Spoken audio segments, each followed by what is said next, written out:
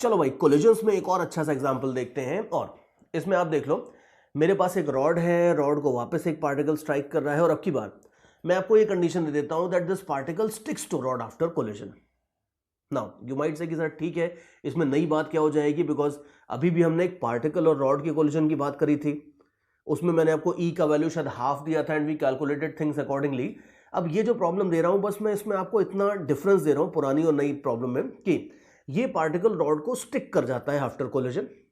Values मैं सारी दे देता हूं, कोई दिक्कत नहीं है। रॉड का मास, रॉड का लेंथ, इस पार्टिकल का मास ये दे देता हूं। इनफैक्ट ये भी देना पड़ेगा कि ये पार्टिकल किस पॉइंट के ऊपर एग्जैक्टली स्ट्राइक कर रहा है, तो ये भी मैं दे देता हूं कि ये डिस्टेंस जो है यहां वाला, ये L/4 दे देता हूं। चलो, ये सारे पैरामीटर्स दिए हैं। और इस प्रॉब्लम में एक स्पेशल बात ये होगी कि इसको अगर आप चाहो तो अपने पुराने तरीके से सॉल्व कर सकते हो, जैसे हमने थोड़ी देर पहले देखा था कि हम लीनियर मोमेंटम, एंगुलर मोमेंटम सब कुछ कंजर्व कर देंगे, और उसमें एंगुलर मोमेंटम निकालने के लिए हम किसी भी पॉइंट के ऊपर बैठ सकते हैं, ऑब्जर्वर को कहीं भी रख सकते हैं। वो सारे के सारे काम आप 100% कर सकते हो, उससे 100% आपका आंसर आ जाएगा, कोई दिक्कत नहीं है। लेकिन ये मैंने ऑब्जर्व किया है कि ये इस तरह की जो प्रॉब्लम्स होती हैं जिसमें पार्टिकल रिजिड बॉडी के साथ कोलिजन के बाद उसमें स्टिक कर जाता है, ऐसी प्रॉब्लम्स को सॉल्व करने के लिए अगर आप ऑब्जर्वर को एक खास पॉइंट पे लेते हो तो आपके कैलकुलेशंस काफी छोटे हो जाते हैं। और वो खास पॉइंट क्या है, वो खास मेथड क्या है, ये मैं भी आपसे यहां पे शेयर करने वाला हूं। बट अगेन ध्यान रखना कि अगर ये सब नहीं भी पता है तो आपको मे भी शायद हो सकता है कि 30-40 सेकंड ज्यादा लगेंगे, लेकिन नॉर्मल तरीकों से भी ये प्रॉब्लम 100% सॉल्व हो जाएगी। But still, as I was saying कि अगर आप ऑब्जर्वर को एक खास पॉइंट के ऊपर रख के एंगुलर मोमेंटम कंजर्व करोगे तो ये प्रॉब्लम काफी छोटी हो जाती है। तो वो देखते हैं, और टारगेट भी जरा डिफाइन कर लेते हैं। इसमें हमें निकालना क्या है, देखो टारगेट तो बड़ा सिंपल सा है। टक्कर के बाद अगर पार्टिकल रॉड के अंदर चिपक जाएगा तो एक तरह से रॉड के साथ ही घूमेगा। तो इसमें जनरली यही पूछते हैं कि भाई टक्कर के बाद ये बता दो रॉड की एंगुलर स्पीड कितनी हो जाएगी, ये जनरली आपको निकालने को बोलते हैं। और अभी देखो ये ओमेगा कैसे निकालेंगे, ये देखा जाए। सी, हमें यह पता है कि रॉड का भी मास m है और इस पार्टिकल का भी मास m होगा, और पार्टिकल यू कैन इजीली सी कि ये जो पॉइंट मैं आपको दिखा रहा हूं, इस पॉइंट के ऊपर the particle is going to stick. मतलब सेंटर से कितने डिस्टेंस के ऊपर, सेंटर से अगर ये ग्रीन वाला डिस्टेंस देखोगे तो ये भी हो जाएगा L/4। L/4 डिस्टेंस के ऊपर ये पार्टिकल चिपकने वाला है रॉड पे। अब इस तरह के क्वेश्चंस में बेटर ये रहता है कि एक बार पार्टिकल को चिपक जाने दो रॉड पे, और उसके बाद आप देख लो कि रॉड प्लस पार्टिकल अगर आप देखोगे तो रॉड और पार्टिकल एक तरह से सेम रिजिड बॉडी बन जाते हैं मिला के। तो पार्टिकल रॉड को स्टिक करने के बाद रॉड और पार्टिकल का जो कंबाइंड रिजिड बॉडी हो गया है उसका सेंटर ऑफ मास निकाल लो। You can see the green dot on the screen. जो कंबाइंड सेंटर ऑफ मास होगा इस प्रॉब्लम में तो बड़े आराम से निकल आएगा, बिकॉज दोनों का मास इक्वल है, तो उनका मिड पॉइंट ही हो जाएगा। तो पार्टिकल रॉड के ऊपर स्टिक करने के बाद जो कंबाइंड रिजिड बॉडी बनेगी उसका सेंटर ऑफ मास ले लो। You can easily see that that centre of mass will be, ये L/4 है पूरा डिस्टेंस और उसका मिड पॉइंट है, तो मतलब L/8 डिस्टेंस आएगा इसका। तो late me write that down also here. जो नया सेंटर ऑफ मास आएगा उसका यहां से डिस्टेंस हो जाएगा L/8। और खास बात यह है कि जो ऑब्जर्वर हम लगते हैं, जिसके अबाउट हम, जिसके पॉइंट ऑफ व्यू से हम एंगुलर मोमेंटम कंजर्व करते हैं, उस ऑब्जर्वर को आप इस जगह पे बिठा दो। यहां पे नोट केयरफुली कि मैं इसको ऑब्जर्वर को रॉड के ऊपर नहीं बिठा रहा हूं। ऑब्जर्वर ग्राउंड पे बैठा है, लेकिन इस पॉइंट पे बैठा है जहां पे कंबाइंड सेंटर ऑफ मास आने वाला था, उसी जगह पे ऑब्जर्वर बैठा है, बट वो ग्राउंड के ऊपर बैठा है। या इसी लाइन में थोड़ा सा आप आगे बिठा दो, उससे कोई फर्क नहीं पड़ता, यहां पे बिठा दो, that is one and the same thing. तो ये मैं मार्क कर देता हूं, और अभी देखना कि इसका हमें काफी फायदा मिलने वाला है। लेकिन कंसेप्ट थोड़ा सा एक बार वापस देख लेते हैं। कंसेप्ट बड़ा सिंपल सा है कि अगर कोई भी रिजिड बॉडी में कोई पार्टिकल आता है और टकराने के बाद it sticks to the rigid body, then rigid body और उस पार्टिकल के कंबाइंड सिस्टम जो होता है उसका सेंटर ऑफ मास लो, और उस सेंटर ऑफ मास के ऊपर ही ग्राउंड के ऊपर आप एक ऑब्जर्वर को बिठा दोगे, और उसके पॉइंट ऑफ व्यू से अगर आप एंगुलर मोमेंटम कंजर्व करोगे तो अभी आप देखना बहुत आराम से कैलकुलेशंस हो जाएंगे। अब क्या होगा वो देखते हैं। सी, हम लीनियर मोमेंटम कंजर्व कर सकते हैं, बट पहले एक बार एंगुलर मोमेंटम की इक्वेशन लिख के मैं आपको दिखाता हूं। सी, इनिशियल एंगुलर मोमेंटम देखो पहले तो, ये है ऑब्जर्वर और ये है line of motion of particle initially. तो इनिशियली अगर आप देखो तो वही हम MVA लगाने वाले हैं, m तो m ही रहेगा, v मैंने लिखा नहीं था तो मैं लिख देता हूं, पार्टिकल की इनिशियल वेलोसिटी v नॉट थी, ये दे दिया मैंने आपको। और a आप देख लो, a का मतलब है ये परपेंडिकुलर डिस्टेंस ग्रीन वाला, ये परपेंडिकुलर डिस्टेंस हो जाएगा l/8। तो देयरफॉर इनिशियल एंगुलर मोमेंटम हो जाएगा mv0 इंटू l/8, पार्टिकल का अबाउट o। और फाइनल एंगुलर मोमेंटम अब थोड़ा केयरफुली लिखना है। देखो फाइनली आप देखो तो फाइनली अब मेरे पास पार्टिकल नाम की चीज बची नहीं है। फाइनली मैं क्या बोल रहा हूं कि पार्टिकल अगर रिजिड बॉडी को स्टिक कर गया है तो रिजिड बॉडी मतलब रॉड प्लस पार्टिकल, अगर आप देखो तो रॉड प्लस पार्टिकल को मैं एक सिंगल रिजिड बॉडी की तरह ट्रीट कर रहा हूं। और हमें पता है कि किसी भी सिंगल रिजिड बॉडी का या किसी भी रिजिड बॉडी का एंगुलर मोमेंटम हो जाता है m into r cross VCM। ठीक है, बड़े जनरल तरीके से लिखता हूं मैं। और उसके बाद ICM इंटू ओमेगा। किसी भी रिजिड बॉडी का रोटेशन विद ट्रांसलेशन वाली सिचुएशन में ये एंगुलर मोमेंटम हो जाता है ऐसे। अब आप देखो कि हमारा ऑब्जर्वर अगर यहां पे है और कंबाइंड रिजिड बॉडी का जो सेंटर ऑफ मास है वो यहां पे है, तो ये पार्टिकल स्टिक करने के बाद अगर ये velocity combined centre of mass की वेलोसिटी कुछ हो भी जाएगी तो ये वेलोसिटी इस लाइन के तो बिल्कुल ऊपर ही रहेगी। तो देयरफॉर यू कैन सी कि ये वाला जो टर्म है, ये वाला टर्म आपका सिंपली 0 हो जाएगा। और ऑब्जर्वर को यहां पे बिठाने का फायदा यही होता है कि कंबाइंड सेंटर ऑफ मास की जो वेलोसिटी होती है वो अल्टीमेटली इसी ऑब्जर्वर के थ्रू पास कर जाती है, तो ट्रांसलेशनल एंगुलर मोमेंटम वाला टर्म आपका सीधे सीधे 0 हो जाता है, ये वाला। और रोटेशनल एंगुलर मोमेंटम तो हमें पता है कि रोटेशनल एंगुलर मोमेंटम तो बस होता है ICM इंटू ओमेगा, उसमें ऑब्जर्वर की पोजीशन से हमें कोई फर्क नहीं पड़ता है। तो अब आप देख लो कि ICM इंटू ओमेगा का वैल्यू मैं डालने वाला हूं। भी ICM आप देखो, ICM का मतलब है कि आप ऑब्जर्वर को, रोटेशनल एंगुलर मोमेंटम का मतलब है कि आप ऑब्जर्वर को भूल जाओ पूरी तरीके से और सिर्फ आप ICM इंटू ओमेगा कर दो। अब आप देखो कि ये पूरी की पूरी जो कंबाइंड रिजिड बॉडी है इसका सेंटर ऑफ मास है ये, तो हम इसके अबाउट मोमेंट ऑफ इनर्शिया लिखने वाले हैं सिस्टम का। अब इस पॉइंट के अबाउट रॉड का मोमेंट ऑफ इनर्शिया देखो, रॉड का मोमेंट ऑफ इनर्शिया मैं लिखने वाला हूं पैरेलल एक्सिस थ्योरम से। तो रॉड का moment of inertia about this particular point, मैं इसको क्लियरली लिख भी देता हूं, यह है सेंटर ऑफ मास वाला पॉइंट। सेंटर ऑफ मास वाले पॉइंट के अबाउट रॉड का मोमेंट ऑफ इनर्शिया हो जाएगा ml² + 12 m इंटू l/8 का स्क्वायर। ठीक है, पैरेलल एक्सिस थ्योरम लगाइए कि अगर खाली रॉड मानते हो एक सेकंड के लिए, तो खाली रॉड का मोमेंट ऑफ इनर्शिया ये वाले पॉइंट के अबाउट हो जाएगा ICM + mr², और r आपको पता है कि r है आपका ये l/8। ठीक है, ये रॉड का हो गया। लेकिन पार्टिकल भी है रिजिड बॉडी में, तो पार्टिकल भी देख लो। ये पार्टिकल का यहां से अगर आप डिस्टेंस देखोगे तो ये डिस्टेंस भी l/8 है, तो देयरफॉर ये हो जाएगा आपका m इंटू l/8²। पार्टिकल का तो सिंपल सा होता है, पार्टिकल का मोमेंट ऑफ इनर्शिया है simply mr², so that would be the thing. थोड़ा सा अगर आप इसको कॉमन लेना चाहो, थोड़ा बहुत चीजें सिंप्लीफाई करना चाहो, तो यू कैन सी कि ml²/4 आप कॉमन ले लो और अंदर आ जाएगा 1/3 और 1/8 if my calculations are right, ये आ जाएगा। और सिंप्लीफाई कर लोगे तो ये हो जाएगा आपका 11/12 इंटू ml²/4, ये आ जाता है आपके पास फाइनल एंगुलर मोमेंटम। एक ओमेगा मैंने मिस कर दी है, ओमेगा को मैं ऊपर नीचे सब जगह लिख देता हूं बिकॉज ओमेगा तो रहेगी। ये आ जाता है आपका फाइनल एंगुलर मोमेंटम। और अब खुद ही देख लो कि हमारी इस अप्रोच का फायदा ये है कि अभी नेक्स्ट स्टेप में मैं इनिशियल इक्वल टू फाइनल करने वाला हूं और सीधे मुझे ओमेगा मिल जाएगी। कोई साइमल्टेनियस इक्वेशन सॉल्व नहीं करनी है, कोई दो वेरिएबल की प्रॉब्लम नहीं बनी है। सी वैसे अगर आप देखो तो इस तरह की प्रॉब्लम्स में मिनिमम 2 वेरिएबल तो आते ही हैं।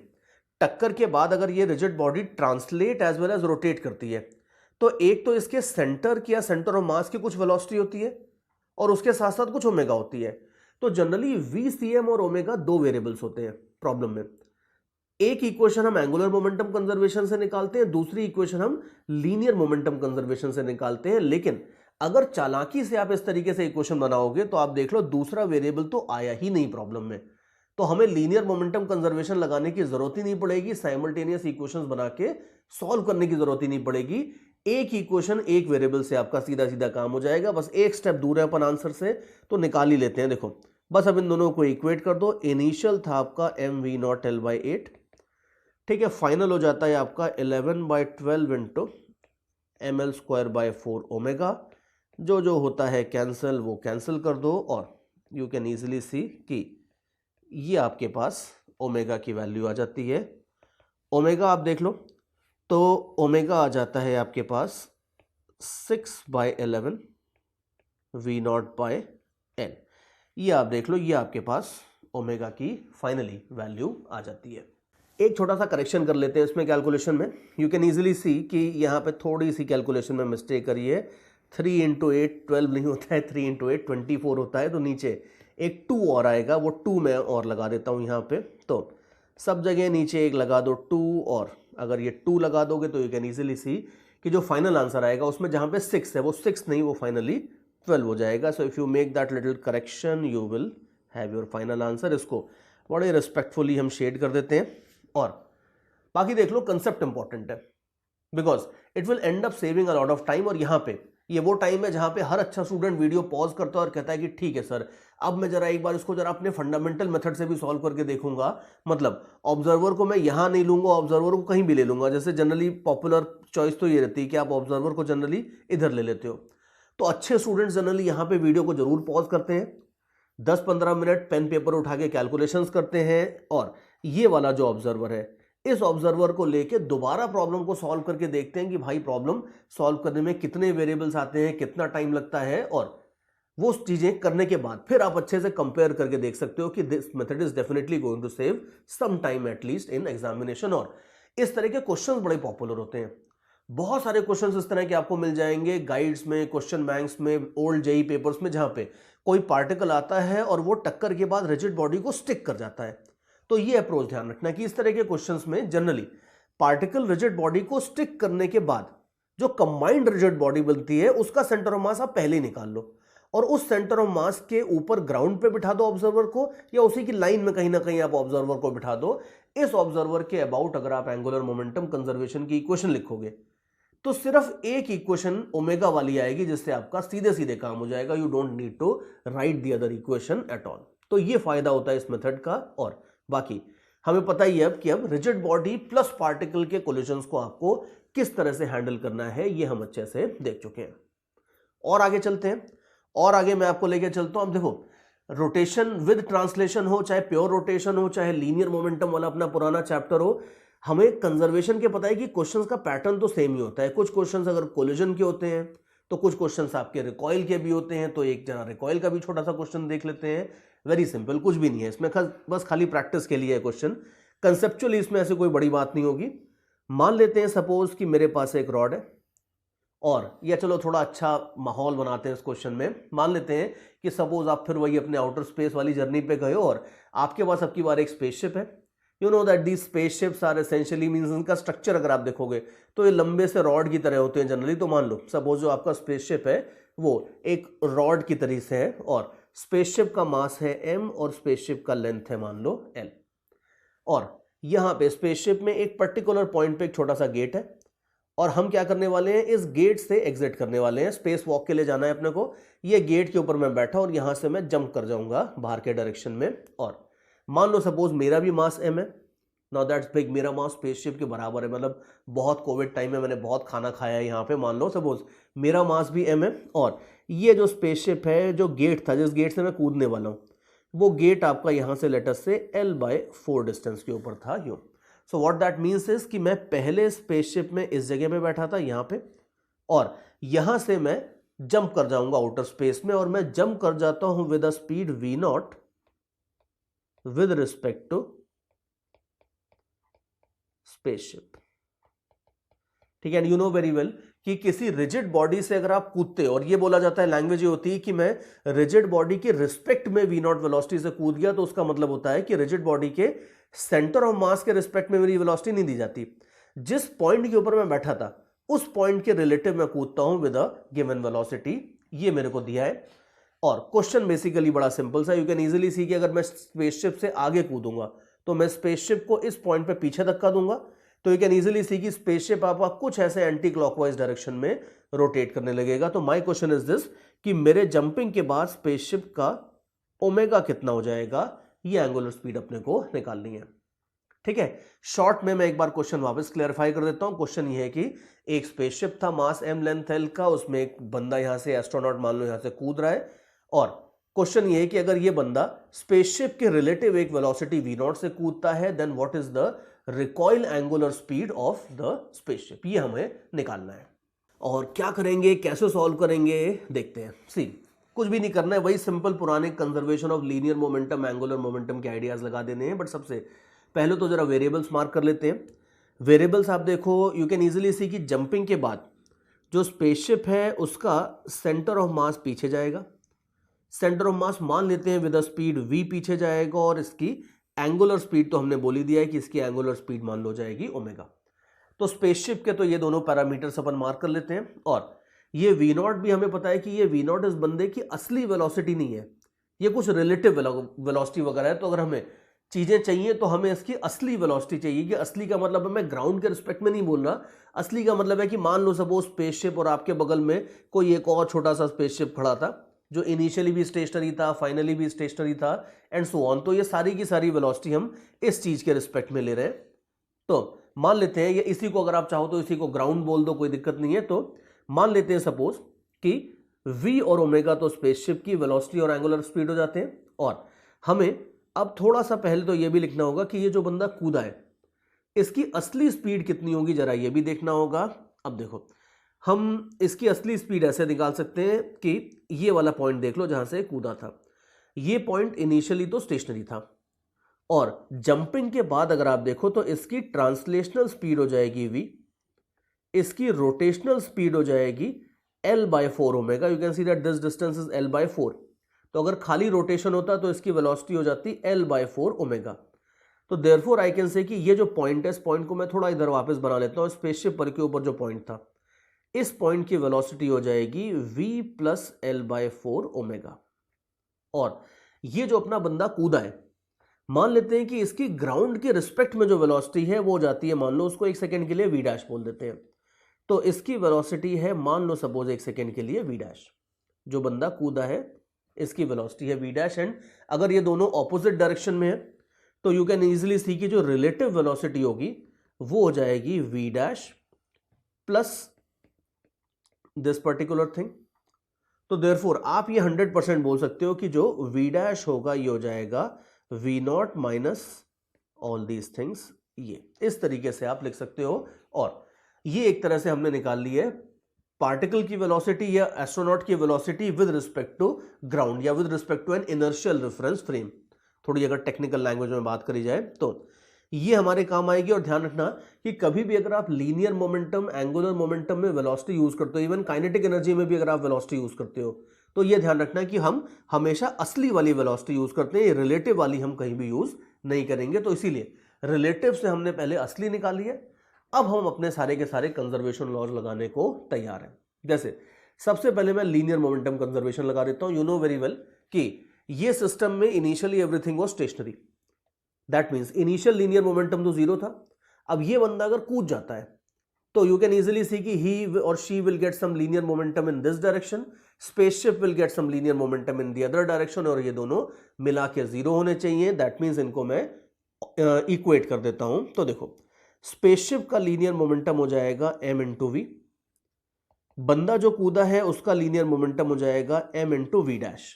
We dash is the actual speed, और मासेस दोनों बराबर हैं, वो कैंसिल कर दो। तो इसका मतलब है इक्वेशन मिल जाएगी v equal to v dash, और v डैश है v0 minus v minus l omega by 4। तो आपके पास इक्वेशन बन जाएगी 2v equal to v0 minus l omega by 4। ठीक है, let's call this equation as equation 1। And you should see कि दो अननोन्स है यहाँ पे, एक v है और दूसरा ओमेगा। और हमारा प्लान बिल्कुल क्लियर है, सिंपल एंड क्लियर प्लान है हमारा कि दो वेरिएबल्स हैं और दो इक्वेशन चाहिए। एक इक्वेशन लीनियर मोमेंटम कंजर्वेशन से ऑलरेडी आ चुकी है, और दूसरी इक्वेशन, यू आर राइट, हम एंगुलर मोमेंटम कंजर्वेशन से लिखने वाले हैं। तो चलो अभी एंगुलर मोमेंटम कंजर्वेशन से भी लिख लेते हैं इक्वेशन सी। ये सारा रफ वर्क हटा देते हैं। अब एंगुलर मोमेंटम कंजर्वेशन हमेशा किसी एक पॉइंट के अबाउट लेना होता है।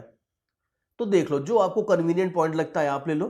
अदरवाइज हम जनरली अगर कुछ ज्यादा नहीं सूझ रहा होता है तो ये जो लाइन है, इसी लाइन के ऊपर एक ऑब्जर्वर को बिठा देते हैं ये हम पॉइंट ले लेते हैं, इससे भी काम चल जाएगा। ऑल्दो आप एक बार ट्राई करके देख लेना कि ये वाली जो लाइन है, इस लाइन के ऊपर आप एक ऑब्जर्वर बिठा दो, शायद हो सकता है कि इससे कैलकुलेशन ज्यादा आसान हो जाए, but personally I don't think कि कोई बहुत ज्यादा फर्क पड़ेगा। तो let's not go into all those things.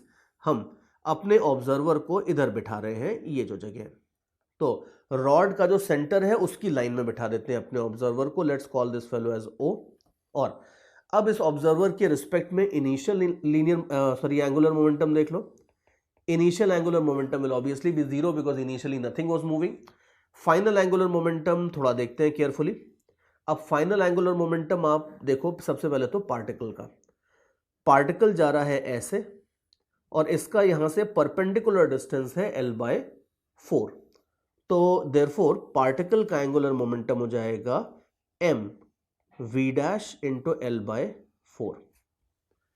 ठीक है, एक तो ये हो जाएगा। और v' की वैल्यू अभी अपन पुट करने वाले हैं, वो पुट कर देंगे। और ये भी देख लो कि ये जो पार्टिकल का एंगुलर मोमेंटम है ये क्लॉकवाइज होगा with respect over observer, because observer को अगर इस पार्टिकल को देखते रहना है तो उसको अपनी आंखें क्लॉकवाइज घुमानी पड़ेंगी। तो ये क्लॉकवाइज होगा, यहां पे प्लस माइनस का भी थोड़ा ध्यान रखना होगा। और फाइनल एंगुलर मोमेंटम में अभी आप रॉड का भी देखो। रॉड के लिए हमें पता है कि एंगुलर मोमेंटम ट्रांसलेशनल होता है और एंगुलर मोमेंटम रोटेशनल होता है। किसी भी रिजिड बॉडी के लिए दोनों लिखने पड़ते हैं। और ऑब्जर्वर हमने जिस तरीके से लिया है, आप देख लो कि ट्रांसलेशनल एंगुलर मोमेंटम तो जीरो हो जाएगा रॉड का, बचेगा खाली रोटेशनल एंगुलर मोमेंटम। और रोटेशनल एंगुलर मोमेंटम आप देख लो, रोटेशनल एंगुलर मोमेंटम, रोटेशन ऐसे हो रहा है रॉड का, which is clearly anti clockwise. तो ध्यान रखना ये क्लॉकवाइज था और रॉड का ये वाला जो एंगुलर मोमेंटम है ये एंटी क्लॉकवाइज आने वाला है, इसलिए मैं इसको अभी नेगेटिव पुट करूंगा। तो ये आप लिख लो mv'(l/4) और रोटेशनल एंगुलर मोमेंटम हो जाता है simply ICM into omega. So that's something like ml²/12 multiplied by omega. ये हो जाता है आपका final angular momentum. Initial equal to final, मतलब दोनों को आप कर दो इक्वेट, और इक्वेट कर दोगे तो यू विल सी कि अपने पास चीजें कैंसिल हो जाएंगी। You will have v'/4 is equal to l/12, that means 3v' is equal to l/। ठीक है, ये हमारे पास सेकेंड इक्वेशन ऑलमोस्ट आ चुकी है। ऑलमोस्ट इसलिए बोल रहा हूं बिकॉज हमें अभी v' को थोड़ा सा पुट करना होगा। v' जो हमने थोड़ी देर पहले निकाला था, याद करो, हम चीजें v0 के टर्म्स में देख रहे हैं। v0 आपको गिवन है क्वेश्चन में, v' नहीं गिवन है क्वेश्चन में। तो v' को वापस जरा हटा देते हैं, v' को एलिमिनेट कर देते हैं। थोड़ी देर पहले इफ यू रिमेंबर हमने देखा था कि v' की वैल्यू थी v0 minus v minus l/4। ठीक है, ये मैं मिटा चुका हूं अभी, लेकिन आपने नोट्स में अपने लिखा होगा तो उससे आप देख लो कि ये v' की वैल्यू होगी। तो ये v' की वैल्यू अगर आप पुट कर देते हो तो you will have v0 minus v minus l/4 is equal to l/, मैं 3 को नीचे लेके आता हूं, you will get something like this. थोड़ा सा बस, अब कुछ नहीं है बचा है, इसको थोड़ा बहुत सिंप्लीफाई कर लो। सी ऑनेस्टली इसके आगे मेरा काम खत्म हो गया है, लेकिन आंसर मैं निकालूंगा। मुझे भी इंटरेस्ट है कि आंसर क्या आता है, वो देखना है मुझे भी। तो आंसर मैं जरूर निकालूंगा, लेकिन इसके बाद वीडियो पॉज करके कैलकुलेशन आप खुद ही आगे बढ़ा लो तो आपको ज़्यादा मजा आएगा। तो आगे चलते हैं, जरा कैलकुलेशंस करते हैं। You will have v0 minus v is equal to l/, 1/3 plus 1/4 हो जाएगा आपका 7/12। ठीक है, ये आ जाती है आपकी सेकेंड इक्वेशन और ये आपकी थी फर्स्ट इक्वेशन। अब इन दोनों इक्वेशंस में आप देख लो कि दो ही वेरिएबल्स हैं, एक v है और दूसरा ओमेगा है। आराम से 100% आप इन दोनों को सॉल्व कर सकते हो। इन दोनों में से सेकेंड इक्वेशन को या तो 2 से मल्टीप्लाई करके ऐड कर दो, जो भी है वो आप कर लोगे, I will not get into that essentially. तो इन दोनों को साइमल्टेनियसली सॉल्व करके आपको v की वैल्यू, ओमेगा की वैल्यू दोनों मिल जाती हैं। In most of such questions वो जनरली आपको ओमेगा निकालने को बोलते हैं, वो v कम क्वेश्चंस में निकालने को बोलते हैं। तो ओमेगा जो भी होगी वो निकाल के फाइनली आप देख सकते हो। The whole point behind taking this question was just practice. आप ध्यान से देखो कि इस क्वेश्चन में हमने कोई बहुत बड़ा नया कंसेप्ट नहीं सीखा है, बस वही पुरानी चीजें प्रैक्टिस करी। और खासकर इसमें इंपॉर्टेंट बात ये थी कि ये जो आपको रिलेटिव वेलोसिटी दी थी और जो एक्चुअल वेलोसिटी होती है उनके बीच में रिलेशन निकालना थोड़ा सा इंपॉर्टेंट था, दोनों को कन्वर्ट करके सही चीज इक्वेशंस के अंदर सही वाली वेलोसिटी यूज करना, बस वही इंपॉर्टेंट था। लेकिन अदरवाइज अगर आप देखो तो रिकॉइल की जो हमने प्योर रोटेशन में क्वेश्चंस देखे थे, ये कुछ कुछ आप देखोगे तो ये उसी तरीके से सॉल्व हो जाता है और कोई बहुत ज्यादा नई बात नहीं आती। और इसी तरह से बहुत क्वेश्चंस बनते हैं। कभी कभी ऐसा होता है कि वो किसी डिस्क के ऊपर से किसी बंदे को जंप करा देते हैं, या यहाँ पे आपके स्पेसशिप में हो सकता है कि मशीन गन लगी होती, तो मशीन गन यहाँ से बुलेट्स फायर कर रही होती, व्हाटसोएवर कुछ भी कर लो। इस टेक्निक से आपके रिकॉइल वाले सारे के सारे क्वेश्चन सॉल्व आराम से हो जाएंगे। चलो भाई और आगे देखते हैं। और कोलिजन्स की और रिकॉइल्स की इतनी बात हो ही रही है तो थोड़ा सा इंपल्सेस को क्यों पीछे छोड़ा जाए। मैं इंपल्स का भी एक आध क्वेश्चन लेके प्रैक्टिस करवा देता हूं आपकी। तो अभी देखो नेक्स्ट क्वेश्चन में मेरे पास सिचुएशन ये है कि वही हम आउटर स्पेस में बैठे हैं, रॉड है, और अब की बार मैं पार्टिकल से इसको कोलाइड नहीं करवा रहा हूं, इसकी बजाय मैं आता हूं और मैं इसके ऊपर ऐसे इसको हिट कर देता हूं अपने हाथ से और इसको एक इंपल्स दे देता हूं, मान लो I. Let me write that here, impulse दे देता हूं इसको I. Now you can clearly see कि अगर मैं यहां पे इंपल्स दूंगा और ये कहीं पिवटेड वगैरह नहीं है, तो इंपल्स देने के बाद ये रॉड ट्रांसलेट भी करेगी और क्लॉकवाइज रोटेट भी करेगी। और we are interested in calculating everything. हमें ये सब कैलकुलेट करके निकालना है कि इंपल्स देने के बाद इसके सेंटर ऑफ मास की कितनी स्पीड हो जाएगी, इसकी ओमेगा कितनी हो जाएगी, ये सारी चीजें हम कैलकुलेट करके देखने वाले हैं। तो चलो देखते हैं क्या होने वाला है इसमें। सी, रॉड का मास, रॉड का लेंथ, ये सब तो मैं दे ही देता हूं आपको। अब इंपल्स लगाने के बाद इसकी ओमेगा क्लियरली क्लॉकवाइज होगी और इसके सेंटर ऑफ मास की कुछ फॉरवर्ड वेलोसिटी होगी। And we are interested in calculating both these things and it will be very very easy. Because आप ये देखो कि अल्टीमेटली इंपल्स मोमेंटम थ्योरम तो किसी भी सिस्टम ऑफ पार्टिकल के लिए चलती थी, तो रिजिड बॉडी भी आ जाएगी तो उससे कोई फर्क नहीं पड़ेगा। रिजिड बॉडी के लिए भी आप बोल सकते हो कि अगर हमने इंपल्स दी है आई तो this will be simply equal to change in linear momentum. अब आप लीनियर मोमेंटम आप देख लो, लीनियर मोमेंटम में फाइनल माइनस इनिशियल करता हूं चेंज।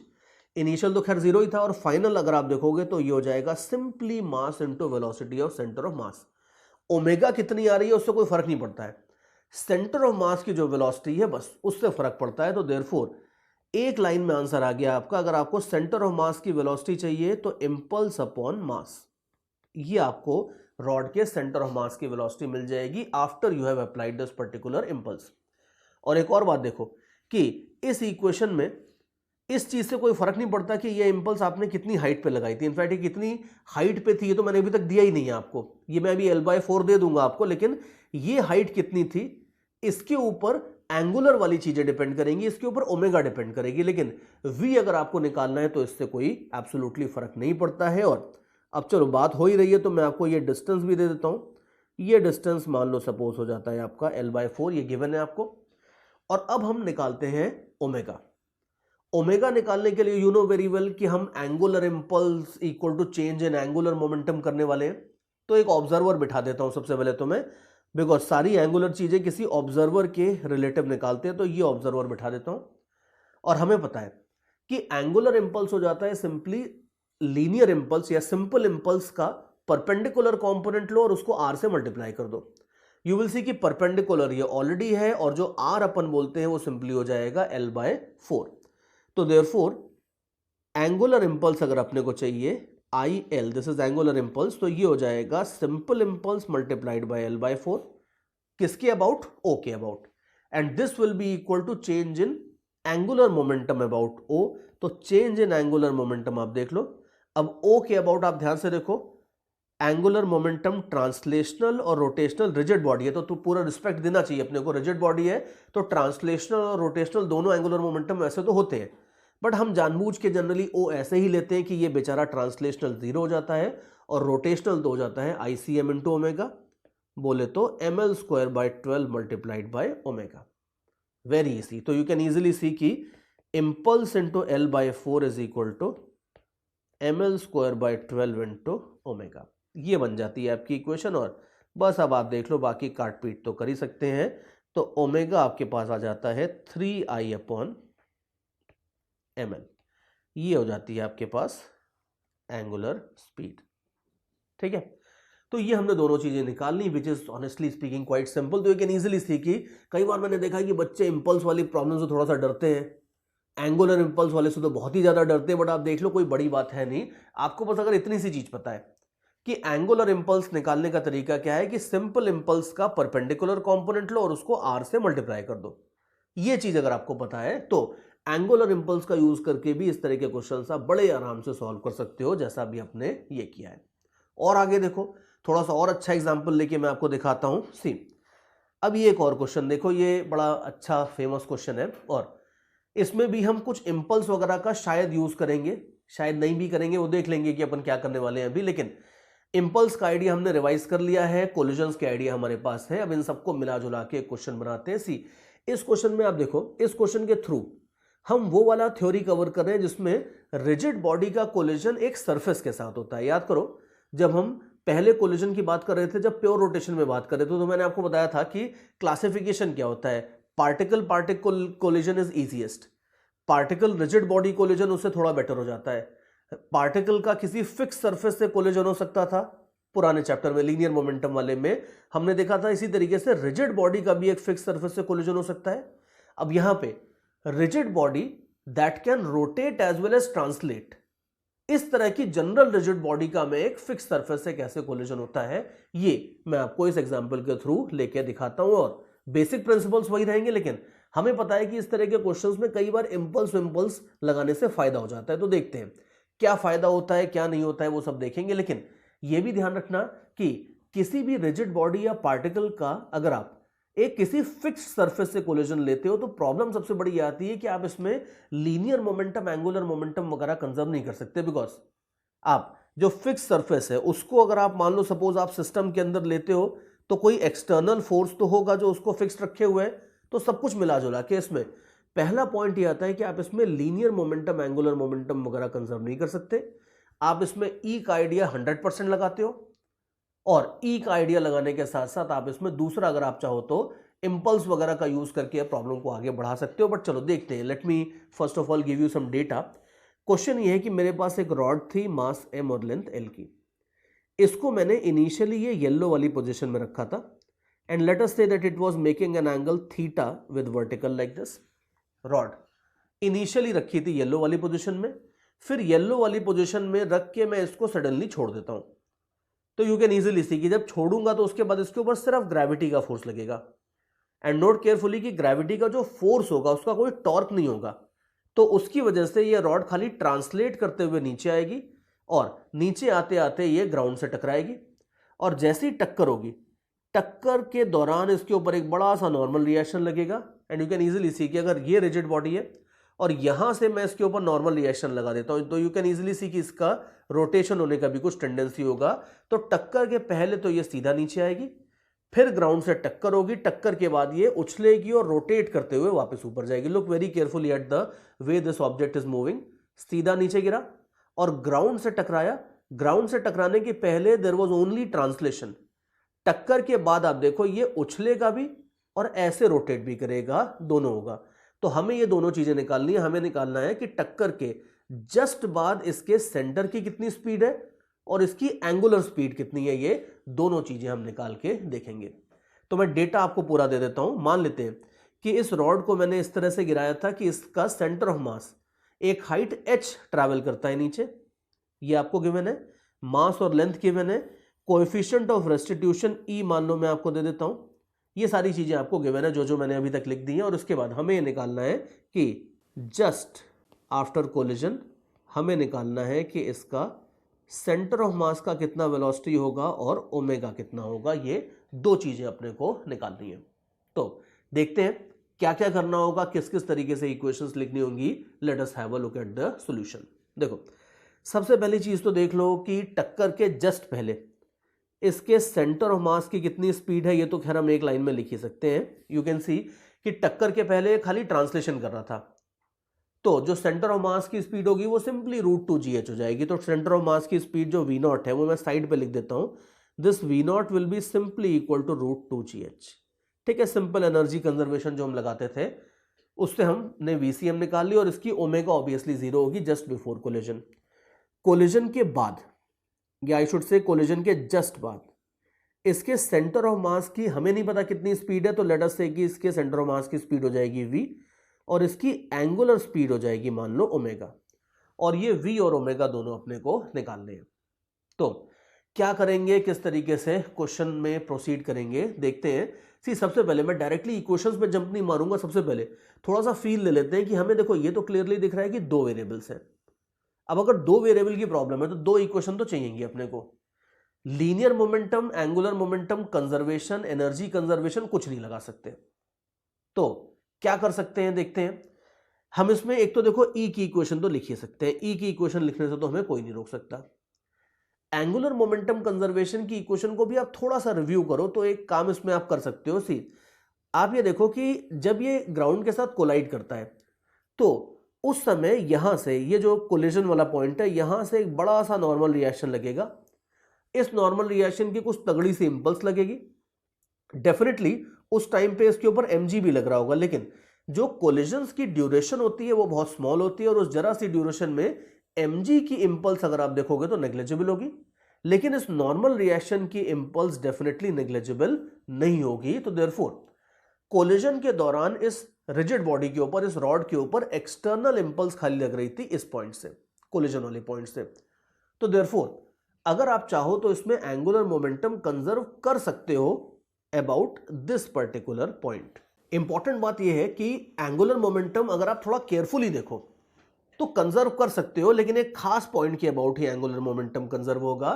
तो एंगुलर मोमेंटम कंजर्वेशन से हम दूसरी इक्वेशन बिल्कुल बना सकते हैं। और एक और ऑप्शन था कि आप इसमें एंगुलर मोमेंटम की बजाय इंपल्स का आइडिया लगाते हो तो उससे भी दूसरी इक्वेशन बन सकती है। लेकिन अगर एंगुलर मोमेंटम कंजर्वेशन से काम होता है तो आप एंगुलर मोमेंटम कंजर्वेशन जरूर लगाओ, बिकॉज आप देखो कि इंपल्स वाली अप्रोच का एक नेगेटिव भी होता है, एक प्रॉब्लम भी आती है उसमें। प्रॉब्लम ये कि अगर आप मान लो इस पॉइंट से एक इंपल्स लगती हुई मान लेते हो आई, तो आप इंपल्स को लेके इक्वेशंस बना सकते हो, no doubt about that. But problem ये है that you are adding another variable. You can see कि v और ओमेगा ऑलरेडी थे, और अगर आप इंपल्स नाम के एक तीसरे वेरिएबल को भी ऐड कर देते हो तो फिर तीन वेरिएबल, तीन इक्वेशन में प्रॉब्लम चली जाएगी, विच विल बी मोर लेंदी। जबकि एंगुलर मोमेंटम कंजर्वेशन अगर आप करते हो तो आप उसमें कोई भी वेरिएबल ऐड नहीं कर रहे हो, आपकी प्रॉब्लम शॉर्ट रहेगी, ये बात है। तो हमारा इस प्रॉब्लम को या इस तरह की प्रॉब्लम्स को सॉल्व करने का सबसे अच्छा अप्रोच ये बन रहा है कि जिस पॉइंट पे कोलिजन होता है उस पॉइंट के अबाउट हम एंगुलर मोमेंटम कंजर्व कर देंगे और ई की इक्वेशन लिख लेंगे। इन दोनों इक्वेशन से आपका काम आराम से शॉर्ट में हो जाएगा। और कहीं अगर मान लो कुछ और कॉम्प्लिकेशंस आते हैं जहां पे ये सब नहीं चलता है तो वहां पे हम इंपल्स के ऊपर भी जा सकते हैं, but in most of the cases आपको उसकी जरूरत नहीं पड़ेगी। तो चलो सबसे पहले मैं इसमें आपको चलो ई की इक्वेशन लिख के दिखा देता हूं। अब ये इक्वेशंस को लिखना बड़े ध्यान से है, बिकॉज खासकर ई की इक्वेशन ऐसी होती है which is generally like people take it for granted कि आसान है और उसी में गलती करके आते हैं। तो ई की इक्वेशन ध्यान से देखना। देखो ई हो जाती है आपकी v relative upon u relative everywhere there is mod. ठीक है, अभी आप देखो u रिलेटिव तो आसान है। u रिलेटिव तो सिंपली ये है कि भाई जब रॉड गिर रही थी नीचे तो इसका अगर खाली ट्रांसलेशन हो रहा था then every point was moving with velocity v not. तो जो ये u रिलेटिव है ये u रिलेटिव तो हो जाएगा सिंपली v नॉट, इसमें तो कुछ सोचना ही नहीं है। v रिलेटिव थोड़ा ध्यान से देखना होगा, थोड़ा नहीं इनफैक्ट काफी ध्यान से देखना होगा। v रिलेटिव आप देखो, v रिलेटिव का मतलब है कि जो पॉइंट ऑफ कांटेक्ट था या पॉइंट ऑफ कोलिजन था ये वाला, ठीक है, फिगर में मैं आपको दिखाता हूं। ये जो बॉटम पॉइंट था, टक्कर के बाद इस बॉटम पॉइंट की वेलोसिटी नॉर्मल डायरेक्शन में कितनी है वो आपको रखना होगा यहां न्यूमरेटर में।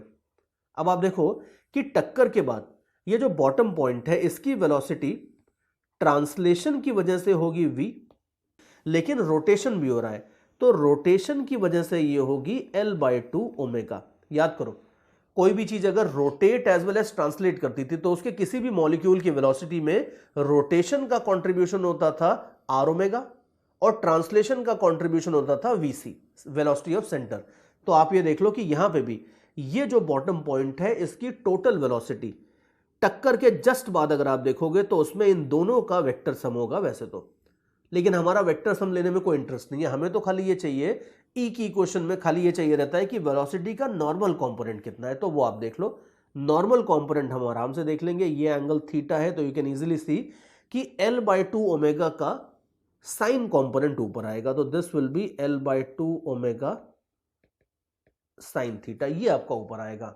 तो देयरफॉर हमें जो वेलोसिटी चाहिए बॉटम पॉइंट की जस्ट आफ्टर कोलिजन, ये हो जाएगी v plus L by two omega sine theta, and this is equal to E and this is equal to half. So इस इक्वेशन को थोड़ा सा ई की वैल्यू हाफ डाल के रीअरेंज करके अपने पास बन जाएगा v not by two is equal to v plus L by two omega sine theta. Let's call this equation as equation 1.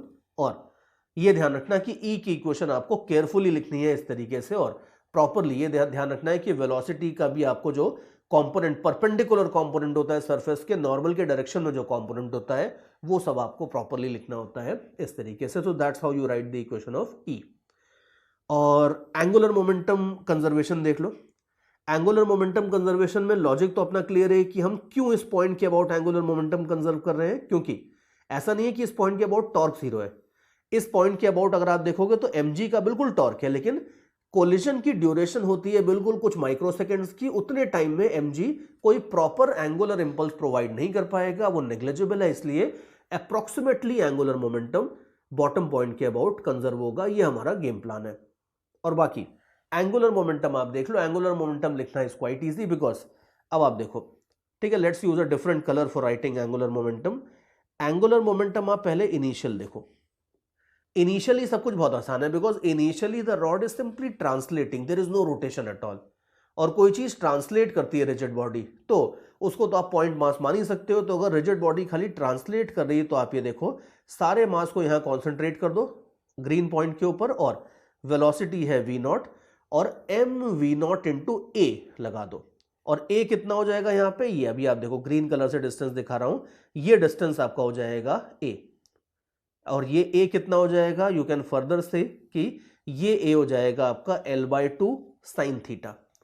तो सब कुछ कंबाइन करके आप देख लो एम वी नॉट इंटू ए, और a अपना हो जाता है l by two sine theta. ठीक है, ये हो गया इनिशियल एंगुलर मोमेंटम.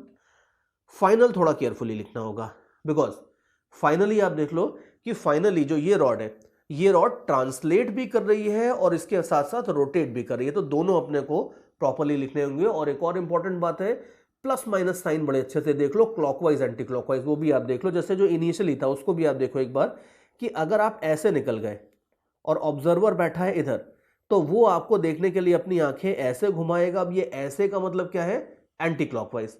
तो ये इनिशियल एंगुलर मोमेंटम जो मैंने लिखा है ये है एंटी क्लॉकवाइज. अब फाइनल पे आते हैं. फाइनल आप देख लो, फाइनल हो जाता है एंगुलर मोमेंटम ट्रांसलेशनल और रोटेशनल दोनों. ठीक है, एंगुलर मोमेंटम में खासकर व्हेन ट्रांसलेशनल एंड रोटेशनल दोनों जब प्रेजेंट होते हैं तो बड़े केयरफुली स्टेप बाय स्टेप लिखना चाहिए बिकॉज एक आध टर्म भी अगर कहीं आपने मिस कर दिया then obviously the answer will be wrong. तो ट्रांसलेशनल एंगुलर मोमेंटम देखो, अब आप देखो टक्कर के बाद ये रॉड वापस ऊपर जा रही है ऐसे.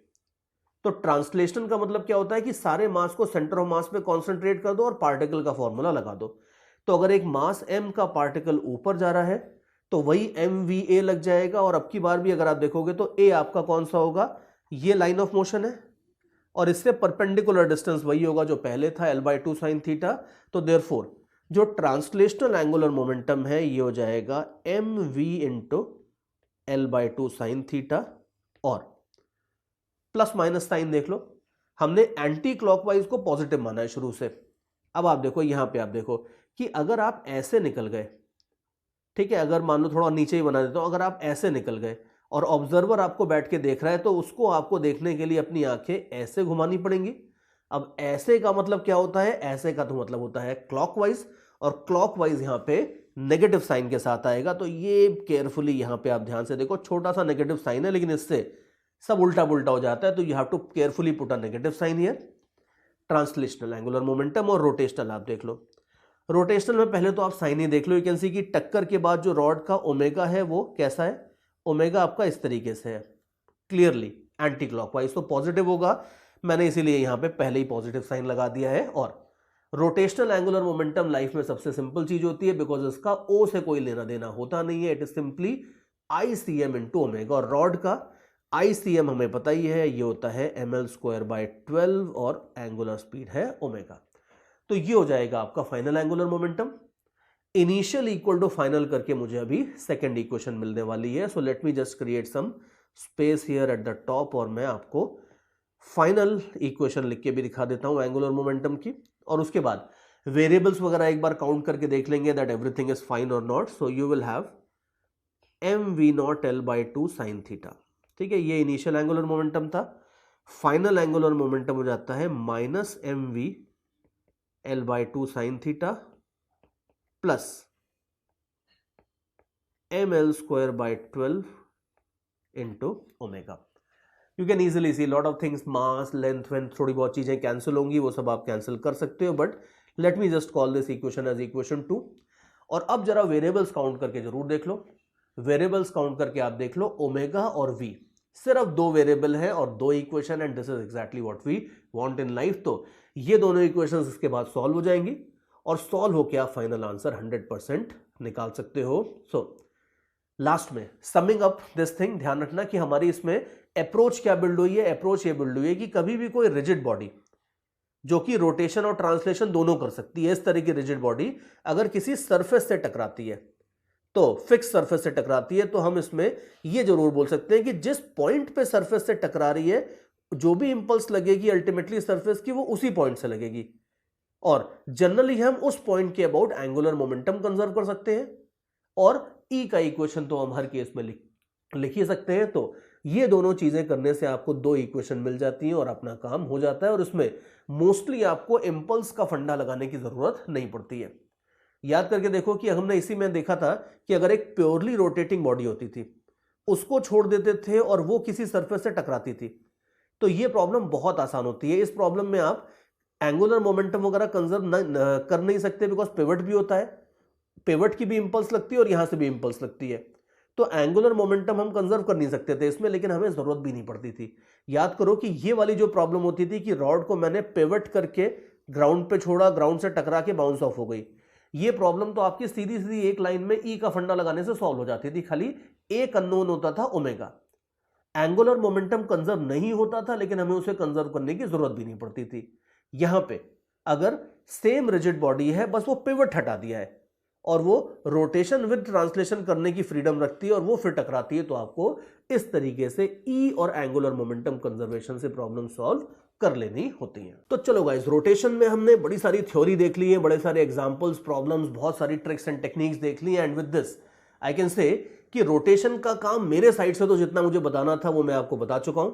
लेकिन ध्यान रखना कि वीडियो लेक्चर्स देखने के बाद, टीचर्स से रोटेशन की थ्योरी व्योरी सीखने के बाद रोटेशन खत्म नहीं होता है. इसके बाद तो रोटेशन शुरू होता है, बिकॉज इसके बाद आप खूब सारी प्रॉब्लम्स और प्रैक्टिस करोगे.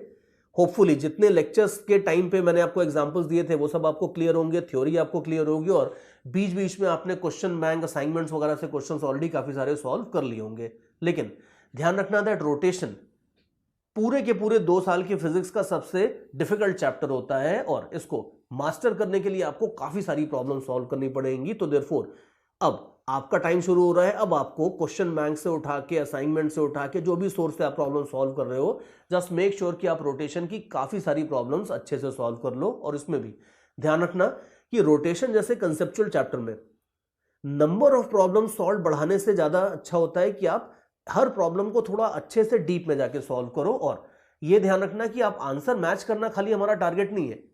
कई बार ऐसा होता है कि प्रॉब्लम बिल्कुल एग्जैक्टली क्लियर नहीं होती कि हम ये क्यों कर रहे हैं, कैसे कर रहे हैं, बट फिर भी कुछ जोड़ जुगाड़ वगैरह करके जनरली आंसर निकाल के मैच कर देते हैं. ध्यान रखना कि ये काम रोटेशन में तो बिल्कुल एब्सोल्युटली नहीं करना है, बिकॉज कंसेप्ट्स अगर वीक रह जाएंगे तो रोटेशन दुखी करता रहेगा, और कंसेप्ट्स अगर क्लियर होंगे तो रोटेशन से अच्छा कोई दोस्त नहीं है. बिकॉज रोटेशन एक ऐसा चैप्टर है जिसमें अगर आपकी मास्टरी हो जाती है तो आपको इतना ज्यादा कॉन्फिडेंस आएगा कि बाकी पूरी फिजिक्स आपको आसान लगने लगेगी. सो जस्ट मेक श्योर कि अगले चैप्टर में जाने से पहले इस चैप्टर को प्रैक्टिस के लिए पूरा टाइम दो, पूरी मेहनत करो, और अच्छे से मास्टर करने के बाद फिर उसके बाद हम चलेंगे अगले चैप्टर की तरफ.